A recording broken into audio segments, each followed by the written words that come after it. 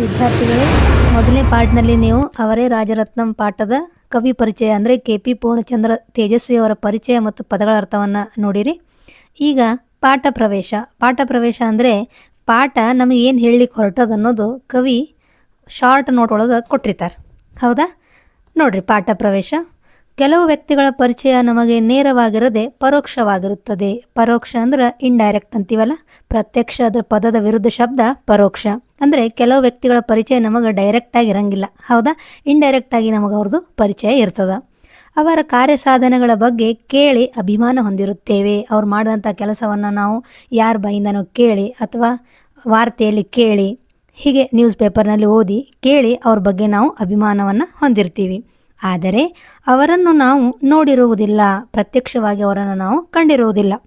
ಒಂದು ವೇಳೆ ಅದೇ ವ್ಯಕ್ತಿ ಅನಿರೀಕ್ಷಿತವಾಗಿ ನಮ್ಮ ಮನೆಗೆ ಬಂದರೆ ನಾವು ಅವರನ್ನು ಹೇಗೆ ಕಾಣಬಹುದು? ಆ ವ್ಯಕ್ತಿಯ ಪರಿಚಯ ನಮಗಿರಂಗಿಲ್ಲ, ನಾವೆಲ್ಲೋ ಕೇಳಿರ್ತೀವಿ. ಒಂದು ವೇಳೆ ಆ ವ್ಯಕ್ತಿ ಅನಿರೀಕ್ಷಿತವಾಗಿ ನಮ್ಮ ಮನೆಗೆ ಬಂದರೆ ಅದು ಹೆಂಗಾಗ್ತದೆ? ಹೇಗೆ ಉಪಚರಿಸಬಹುದು? ಅವರನ್ನು ಹೆಂಗೆ ಟ್ರೀಟ್ ಮಾಡ್ತೀವಿ? ಹೇಳುವುದು ಕಷ್ಟ. ಯಾಕಂದರೆ ಅವ್ರು ಬಂದಾಗೆ ಆ ಹೊತ್ತಿಗೆ ಅದು ಬರುವಂಥ ಒಂದು ಫೀಲ್ ಅದು. ಹೌದಾ? ಸಾಮಾನ್ಯವಾಗಿ ಅಂಥವರನ್ನು ನಿರ್ಲಕ್ಷಿಸುತ್ತೇವೆ, ಇಲ್ಲವೇ ಅನುಮಾನಿಸಿ ಅವಮಾನಿಸುತ್ತೇವೆ. ಅಂಥ ವ್ಯಕ್ತಿ ಏನಾದರೂ ನಮ್ಮನ್ನು ಹುಡ್ಕೊಂಡು ಅಥವಾ ನಮ್ಮ ಮನೆಗೆ ಬಂದರೆ ನಾವೇನು ಮಾಡ್ತೀವಿ? ನಿರ್ಲಕ್ಷ್ಯ ಮಾಡ್ತೀವಿ. ಯಾಕಂದರೆ ಆ ವ್ಯಕ್ತಿ ಬಗ್ಗೆ ನಮಗೆ ಗುರ್ತಿರಂಗಿಲ್ಲ. ಹೌದಾ? ಅಥವಾ ನಾವು ಡೌಟ್ ಮಾಡಿ ಅವರನ್ನು ಏನು ಮಾಡ್ತೀವಿ? ಅವಮಾನ ಮಾಡ್ತೀವಿ, ಇನ್ಸಲ್ಟ್ ಮಾಡ್ತೀವಿ. ನಂತರದಲ್ಲಿ ಆ ವ್ಯಕ್ತಿ ಯಾರೆಂಬುದು ತಿಳಿದಾಗ ನಮಗೆ ಹೇಗಾಗಬಹುದು? ಆಮೇಲೆ ಆ ವ್ಯಕ್ತಿ ಎಂಥ ವ್ಯಕ್ತಿ ಅದನ್ನು, ಅವರು ಘನತೆಯನ್ನು ಗೌರವವನ್ನು ಹೊಂದಿರುವಂಥ ವ್ಯಕ್ತಿ ಆಗಿದ್ನಂದ್ರೆ ಅವಾಗ ಹೆಂಗಾಗ್ತದೆ?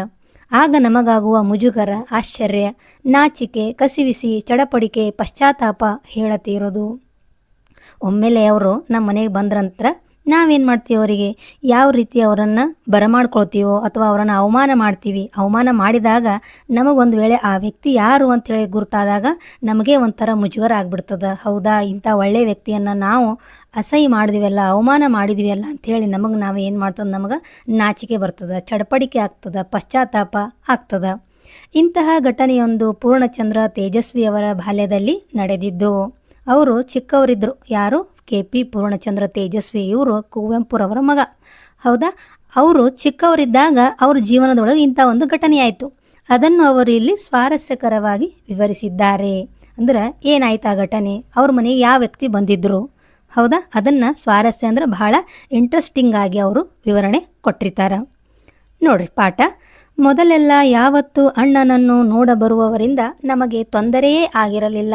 ಇಲ್ಲಿ ಅಣ್ಣ ಅಂದರೆ ಕುವೆಂಪು. ಅವರು ಪೂರ್ಣಚಂದ್ರ ತೇಜಸ್ವಿ ಅವರು ಏನು ಮಾಡಿದ್ರಂದ್ರೆ ಕುವೆಂಪು ಅವರನ್ನು ತಂದೆ ಅಪ್ಪ ಅಂತ ಕರಿತಾ ಇರಲಿಲ್ಲ, ಬದಲಾಗಿ ಅಣ್ಣ ಅಂತ ಕರಿತಾ ಇದ್ರು. ಅವ್ರ ಮನೆಗೆ, ಯಾಕಂದ್ರೆ ಅವರು ಸಾಮಾನ್ಯ ವ್ಯಕ್ತಿ ಅಲ್ಲ, ಒಬ್ಬ ಕವಿಗಳಾಗಿದ್ದರು. ಹೌದಾ? ಅವರನ್ನು ನೋಡಲಿಕ್ಕೆ ಬಂದವರಿಂದ ಯಾರಿಗೂ ತೊಂದರೆ ಆಗಿರಲಿಲ್ಲ. ಹೆಚ್ಚೆಂದರೆ ಭಿಕ್ಷುಕರ ಕಾಟವಷ್ಟೇ ನಮಗೆ ಗೊತ್ತಿದ್ದಿದ್ದು. ಅಂದರೆ ಮನೆಗೆ ಭಿಕ್ಷುಕರ ಕಾಟ ಇತ್ತು ಕುವೆಂಪುರವ್ರ ಮನೆಗೆ. ಅವ್ರ ಕಾಟ ಅಷ್ಟೇ ಗೊತ್ತಿತ್ತು, ಬೇರೆ ಯಾವ ವ್ಯಕ್ತಿನೂ ತೊಂದರೆ ಕೊಟ್ಟಿರಲಿಲ್ಲ ಅಂತ ಅವರು ಇಲ್ಲಿ ಹೇಳ್ತಾರೆ. ಭಿಕ್ಷುಕರಿಗೆ ಭಿಕ್ಷೆ ಹಾಕುವುದು ಅವರನ್ನು ಪ್ರೋತ್ಸಾಹಿಸಿದ ಹಾಗೆ ಎಂದು ಒಂದು ದಿನ ಅಣ್ಣ ನಮಗೆ ಜೋರು ಮಾಡಿದರು. ಭಿಕ್ಷುಕರಿಗೆ ನಾವೇನಾದರೂ ಭಿಕ್ಷೆ ಹಾಕಿದ್ರೆ ಅವರಿಗೆ ಪ್ರೋತ್ಸಾಹ ಕೊಟ್ಟಂಗೆ. ಯಾಕಂದ್ರೆ ಪ್ರತಿದಿನ ಅವ್ರು ಕಷ್ಟಪಡದೆ ಆರಾಮಾಗಿ ಅವರಿಗೆ ದುಡ್ಡು ಅಥವಾ ಆಹಾರನೋ ಸಿಗ್ತಿರ್ತದಲ್ಲ, ಅದಕ್ಕೆ ಅವರನ್ನು ಪ್ರೋತ್ಸಾಹ ಮಾಡಿದಂಗೆ. ಅದಕ್ಕೆ ಭಿಕ್ಷೆ ಹಾಕಬಾರ್ದು ಅಂಥೇಳಿ ಅಣ್ಣ ಅಂದರೆ ಇಲ್ಲಿ ಯಾರು? ಅವರ ತಂದೆ ಮಕ್ಕಳಿಗೆ ಹೇಳಿದರು.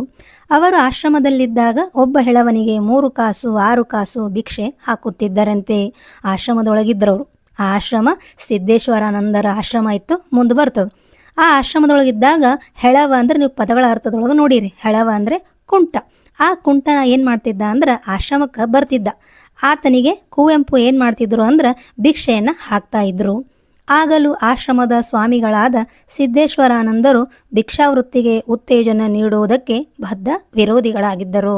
ಅಂದರೆ ಅಲ್ಲಿ ಆಶ್ರಮದೊಳಗಿರುವಂಥ ಸ್ವಾಮೀಜಿ ಯಾರೋ ಸಿದ್ದೇಶ್ವರಾನಂದರು ವಿರೋಧವನ್ನು ವ್ಯಕ್ತಪಡಿಸ್ತಾ ಇದ್ರು. ಭಿಕ್ಷೆ ಯಾವ ಕಾರಣಕ್ಕೂ ಹಾಕಬಾರ್ದು ಅಂಥೇಳಿ ಅವರು ಭಿಕ್ಷುಕರ ವಿರುದ್ಧ ಹೇಳ್ತಾ ಇದ್ರು. ಒಮ್ಮೆ ಅಣ್ಣ ಆ ಹೆಳವನಿಗೆ ಭಿಕ್ಷೆ ನೀಡುತ್ತಿದ್ದಾಗ ಆಕಸ್ಮಿಕವಾಗಿ ಸಿದ್ದೇಶ್ವರಾನಂದರು ಅಲ್ಲಿಗೆ ಬಂದರು. ಅಕಸ್ಮಾತಾಗಿ ಪ್ರತಿದಿನ ಅವ್ರು ಏನು ಮಾಡ್ತಾಯಿದ್ರು ಅಂದ್ರೆ ಕುವೆಂಪು ಹೆಳವನಿಗೆ ಭಿಕ್ಷೆ ಹಾಕ್ತಿದ್ರು. ಒಂದು ದಿನ ಭಿಕ್ಷೆ ಹಾಕುವಾಗ ಅನಿರೀಕ್ಷಿತವಾಗಿ ಏನು ಮಾಡಿದ್ರಲ್ಲಿ ಸಿದ್ದೇಶ್ವರಾನಂದರು ಬರ್ತಾರೆ. ಕೈಕಾಲೆಲ್ಲ ಸೊಟ್ಟ ಮಾಡಿಕೊಂಡು ಸ್ವಾಮಿ ಎಂದು ಕರುಣಾಜನಕವಾಗಿ ಅಂಗಲಾಚುತ್ತಿದ್ದ ಆ ಹೆಳವ ಯಾಕಂದರೆ ಭಿಕ್ಷುಕರಿಗೆ ನಾವು ಸಾಮಾನ್ಯವಾಗಿ ಭಿಕ್ಷೆ ಹಾಕಬೇಕಂದ್ರೆ ಅವರ ಅಂಗವಿಕಲತೆಯನ್ನು ನೋಡಿ ಅವರ ಬಡತನವನ್ನು ನೋಡಿ ನಾವು ಅವರಿಗೆ ಭಿಕ್ಷೆಯನ್ನು ಹಾಕ್ತೀವಿ. ಇಲ್ಲಿ ಆ ಹೆಳವ ಏನು ಮಾಡಿದ್ನಂದ್ರೆ ಕೈಕಾಲೆಲ್ಲ ಸೊಟ್ಟ ಮಾಡಿಕೊಂಡು ಒಂಥರ ಕರುಣಾಜನಕವಾಗಿ ಮುಖ ಎಲ್ಲ ಸಪ್ಪೆ ಮಾಡಿಕೊಂಡು ಆತ ಭಿಕ್ಷೆಯನ್ನು ಬೇಡ್ತಿರ್ತಾನ. ಸಿದ್ದೇಶ್ವರಾನಂದರನ್ನು ನೋಡಿದ ಕೂಡಲೇ ಸಟ್ಟನೆ ಕೈಕಾಲುಗಳನ್ನು ನೆಟ್ಟಗೆ ಮಾಡಿಕೊಂಡು ವೇಗವಾಗಿ ಆಶ್ರಮದ ಆವರಣದಿಂದ ಆಚೆಗೆ ಓಡಿ ಹೋದನಂತೆ. ಯಾಕಂದರೆ ಹೆಳವನ ಬಗ್ಗೆ ಸಿದ್ದೇಶ್ವರಾನಂದರಿಗೆ ಗುರ್ತಿರ್ತದೆ ಮೊದಲೇ, ಆದ್ರೆ ಕುವೆಂಪು ಅವ್ರಿಗೆ ಗುರ್ತಿರಂಗಿಲ್ಲ. ಅದಕ್ಕೆ ಅವ್ರು ಏನು ಮಾಡ್ತಾರಂದ್ರೆ ಆ ಹೆಳವ ಸಿದ್ದೇಶ್ವರಾನಂದರನ್ನು ನೋಡಿದ ಕೂಡಲೇ ಕೈಕಾಲೇನು ಕರುಣಾಜನಕವಾಗಿ ಭಿಕ್ಷೆ ಬೇಡ್ತಿದ್ನಲ್ಲ ಕೈಕಾಲನ್ನು ಸೀದಾ ಮಾಡಿಕೊಂಡು ಆತ ಏನು ಮಾಡ್ತಾನಂದ್ರೆ ವೇಗವಾಗಿ ಆಶ್ರಮದಿಂದ ಓಡಿ ಹೋಗ್ತಾನವ. ಸಿದ್ದೇಶ್ವರಾನಂದರು ಅಣ್ಣನ ಮೂರ್ಖತನಕ್ಕೆ ಸರಿಯಾಗಿ ಛೀಮಾರಿ ಮಾಡಿದರು. ಯಾಕಂದ್ರೆ ಅವರು ಬದ್ಧ ವಿರೋಧಿಗಳಾಗಿದ್ದರು ಭಿಕ್ಷೆ ಹಾಕುವುದಕ್ಕೆ. ಇವರು ಒಬ್ಬ ಒಳ್ಳೆಯ ವ್ಯಕ್ತಿಗೆ ಅಂದ್ರೆ ಕೈಕಾಲೆಲ್ಲ ನೆಟ್ಟಗಿದ್ದು ಆ ವ್ಯಕ್ತಿಗೆ ಇವರು ಭಿಕ್ಷೆ ಹಾಕುವುದನ್ನು ನೋಡಿ ಸರಿಯಾಗಿ ಏನು ಮಾಡ್ತಾರಂದ್ರೆ ಅವರು ಛೀಮಾರಿ ಅಂದ್ರೆ ಅವಮಾನವನ್ನು ಮಾಡ್ತಾರ. ಅಣ್ಣನಿಗೆ ದುಡ್ಡು ಕಳ್ಕೊಂಡಿದ್ದಕ್ಕಿಂತ, ಅಣ್ಣ ಅಂದ್ರೆ ಇಲ್ಲಿ ಕುವೆಂಪು, ಹೌದಾ, ಅಣ್ಣನಿಗೆ ದುಡ್ಡು ಕಳ್ಕೊಂಡಿದ್ದಕ್ಕಿಂತ ಹೆಚ್ಚಾಗಿ ಇಷ್ಟು ದಿನ ಮೋಸ ಹೋದೆನಲ್ಲ ಎಂಬುದು ಹೆಚ್ಚು ಬೇಸರದ ಸಂಗತಿಯಾಗಿತ್ತು. ಅವರು ದುಡ್ಡು ಕಳ್ಕೊಂಡಿದ್ದಕ್ಕಿಂತ, ದುಡ್ಡು ಹೋದರೆ ಹೋಯ್ತು, ಯಾಕಂದ್ರೆ ಅವ್ರು ಏನಾಗಿದ್ದರು ಅಂದ್ರೆ ಮೋಸ ಹೋಗಿದ್ರು. ಯಾಕಂದ್ರೆ ಅವ್ನ ಕೈಕಾಲೆಲ್ಲ ನೆಟ್ಟಗಿದ್ದು ಅಂಥ ವ್ಯಕ್ತಿ ಏನು ಮಾಡಿದ್ದ ಅಂದ್ರೆ ಕುವೆಂಪುಗೆ ಮೋಸ ಮಾಡಿ ಪ್ರತಿದಿನ ಭಿಕ್ಷೆಯನ್ನು ಅವರಿಂದ ಕೇಳ್ತಾ ಇದ್ದ. ಅದಕ್ಕೆ ಅವ್ರಿಗೆ ಏನಾಯಿತು ಅಂದ್ರೆ ಮೋಸ ಹೋದ್ನೆಲ್ಲ ನಾನು ಇಷ್ಟು ದಿನ ಅಂಥೇಳಿ ಅದು ಅವರಿಗೆ ಬೇಸರ ಆಗಿತ್ತು, ಅದು ಬೇಜಾರನ್ನು ಉಂಟು ಮಾಡಿತ್ತು. ಅಣ್ಣ ಆಗಾಗ್ಗೆ ನಮಗೆ ಈ ಕತೆ ಹೇಳಿ ಭಿಕ್ಷಕ್ಕೆ ಬರುವವರೆಲ್ಲ ಸಾಧಾರಣವಾಗಿ ಮೋಸಗಾರರು ಅಥವಾ ಕದಿಯಲು ಏನಾದರೂ ಇದೆಯೇ ಎಂದು ನೋಡಿಕೊಂಡು ಹೋಗಲು ಬರುವ ಕಳ್ಳರು, ಇಲ್ಲವೇ ದುಡಿದು ತಿನ್ನಲು ಇಷ್ಟವಿಲ್ಲದ ಸೋಮಾರಿಗಳು. ಅಂದರೆ ಅಣ್ಣ ಇಲ್ಲಿ ಕುವೆಂಪು ತಮ್ಮ ಮಕ್ಕಳಿಗೆ ಹೇಳಿದರು. ಏನು ಹೇಳಿದ್ರಂದ್ರೆ ಸಾಮಾನ್ಯವಾಗಿ ಭಿಕ್ಷಕ್ಕೆ ಬರುವವರು ಏನಾಗಿರ್ತಾರಂದ್ರೆ ಮೋಸಗಾರರಾಗಿರ್ತಾರ. ಯಾಕಂದರೆ ಒಬ್ಬ ಹೆಳವ ಆಶ್ರಮದೊಳಗೆ ಅವರಿಗೆ ಮೋಸವನ್ನು ಮಾಡಿದ್ದ, ಮೋಸಗಾರರಾಗಿರ್ತಾರಂತ ಹೇಳ್ತಾರ ಅವರು. ಅಥವಾ ಕದಿಯಲು ಏನಾದರೂ ಇದೆಯೇ ಎಂದು, ಅಥವಾ ಮನೆಯೊಳಗೆ ಏನಾದರೂ ಕಳ್ಳತನ ಮಾಡಲಿಕ್ಕೆ ಸಿಗ್ತದೇನೋ ಅಂಥೇಳಿ ಅವರು ಆ ಒಂದು ವೇಷವನ್ನು ಹಾಕ್ಕೊಂಡು ಮನೆಗೆ ಬರುವಂತಹ ಕಳ್ಳರಾಗಿರ್ತಾರ. ಇಲ್ಲವೇ ದುಡಿದು ತಿನ್ನಲು ಇಷ್ಟವಿಲ್ಲದ ಸೋಮಾರಿಗಳು ಕೆಲವೊಂದು ವ್ಯಕ್ತಿಗಳಿರ್ತಾರೆ. ಯಾಕಂದ್ರೆ ಸಾಮಾನ್ಯವಾಗಿ ನಾವು ಎಲ್ಲೇ ಕೆಲಸಕ್ಕೆ ಹೋಗ್ಬೇಕಂದ್ರೂ ಒಂದು 8 ತಾಸು ಅಥವಾ 6 ಗಂಟೆಗಳ ಕಾಲ ನಾವೇನು ಮಾಡಬೇಕಲ್ಲಿ ಕೆಲಸವನ್ನು ಮಾಡಬೇಕು. ಆದರೆ ಇಂಥ ವ್ಯಕ್ತಿಗಳು ಸೋಮಾರಿಗಳಿರ್ತಾರೆ, ಇವರಿಗೆ ಅಷ್ಟೊಂದು ಗಂಟೆಗಳ ಕಾಲ ಕೆಲಸ ಮಾಡ್ಲಿಕ್ಕೆ ಆಗಂಗಿಲ್ಲ. ಇವ್ರು ಏನು ಮಾಡ್ತಾರಂದ್ರೆ ಭಿಕ್ಷೆಯನ್ನು ಬೇಡಿ, ಯಾಕಂದ್ರೆ ಆರಾಮಾಗಿ ಸಿಗ್ತದಲ್ಲ ದುಡ್ಡು ಅಥವಾ ತಿನ್ಲಿಕ್ಕೇನೋ, ಇಂಥ ವ್ಯಕ್ತಿಗಳು ಸೋಮಾರಿಗಳು ಏನು ಮಾಡ್ತಾರಂದ್ರೆ ಭಿಕ್ಷೆಯನ್ನು ಬೇಡಲಿಕ್ಕೆ ಬರ್ತಾರಂತೇಳಿ ಅವ್ರ ಬಗೆಗೆ ಹೇಳಿರ್ತಾರೆ. ಆದ್ದರಿಂದ ಅವರಿಗೆ ಭಿಕ್ಷೆ ಹಾಕಿ ಪ್ರೋತ್ಸಾಹಿಸಬೇಡಿ ಎಂದು ಹೇಳುತ್ತಿದ್ದರು. ಯಾಕಂದರೆ ಈಗಾಗಲೇ ಅವರು ಮೋಸವನ್ನು ಹೊಂದಿದ್ದರು. ಅದಕ್ಕೆ ನನಗೆ ಮೋಸ ಆಗ್ಯದಲ್ಲ, ಅದಕ್ಕಂಥೇಳಿ ಅವರು ತಮ್ಮ ಮಕ್ಕಳು ಕೂಡ ಮೋಸ ಹೋಗಬಾರ್ದು ಅಂಥೇಳಿ ಭಿಕ್ಷುಕರ ಬಗ್ಗೆ ಇರುವಂತಹ ಅಭಿಪ್ರಾಯವನ್ನು ಕುವೆಂಪು ಮಕ್ಕಳಿಗೆ ಹೇಳಿದರು. ಆದರೂ ಅಮ್ಮ ಮಾತ್ರ ನಮ್ಮ ಮನೆ ಹತ್ತಿರ ಬರುತ್ತಿದ್ದ 2-3 ಜನ ಕುಷ್ಠರೋಗಿಗಳಿಗೆ ಕನಿಕರದಿಂದ ಭಿಕ್ಷೆ ಹಾಕುತ್ತಿದ್ದರು. ಆದರೆ ಹೆಣ್ಣು ಮಕ್ಕಳಿಗೆ ಸ್ವಲ್ಪ ಮನಸ್ಸು ಚೇಂಜ್ ಇರ್ತದೆ. ಅವ್ರು ಏನು ಮಾಡಿದರು ಅಂದ್ರೆ ಅವ್ರ ಮನೆ ಹತ್ರ ಪ್ರತಿದಿನ ಏನು ಮಾಡ್ತಿದ್ರು ಅಂದ್ರೆ ಒಂದು 2-3 ಜನ ರೋಗಿಗಳು ಬರ್ತಿದ್ರು. ಕುಷ್ಠರೋಗಿಗಳಿಗೆ ಅವ್ರು ಎಷ್ಟೇ ಬೇಡ ಅಂತ ಹೇಳಿದ್ರು ಅವರು ಭಿಕ್ಷೆ ಹಾಕೋದನ್ನು ಬಿಡ್ತಾ ಇರಲಿಲ್ಲ. ನಾವು ಅಂದರೆ ಇಲ್ಲಿ ಕುವೆಂಪು ಅವರ ಮಕ್ಕಳು, ಅವ್ರ ಮಕ್ಕಳು 4 ಜನ ಮಕ್ಕಳು. KP ಪೂರ್ಣಚಂದ್ರ ತೇಜಸ್ವಿಯವರು, ಇಂದುಕಲಾ, ತಾರಿಣಿ, ಕೋಕಿಲೋದಯ, ಚೈತ್ರ ಅಂಥೇಳಿ ಅವ್ರ ಮಕ್ಕಳು 4 ಜನ ಇರ್ತಾರೆ.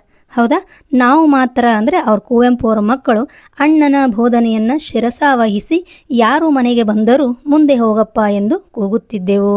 ಅವ್ರ ಮಾತನ್ನು ಅವರು ಚಾಚೂ ತಪ್ಪದೆ ಪಾಲಿಸ್ತಾ ಇದ್ರು. ಯಾರೇ ಮನೆಗೆ ಬಂದ್ರೂ ಅವರನ್ನು ಏನಂತ ಹೇಳ್ತಿದ್ರು, ಮುಂದೆ ಹೋಗು ಅಂಥೇಳಿ ಎಲ್ಲರೂ ಸೇರಿ ಕೂಗ್ತಾ ಇದ್ರು.